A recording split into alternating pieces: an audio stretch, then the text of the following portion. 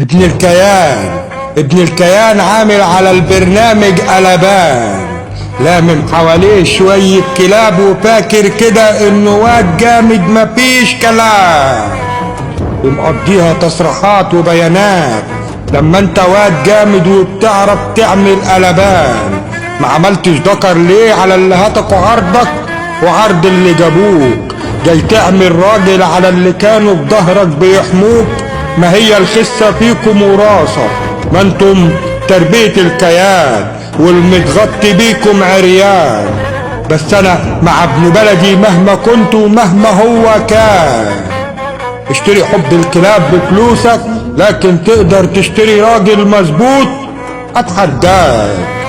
ولما هتبقى قضية وطن ودين، مش هتلاقي حواليك غير خونة الدين والاوطان، والله ما هتشوف فيها خير، والله ما هتشوف فيها خير.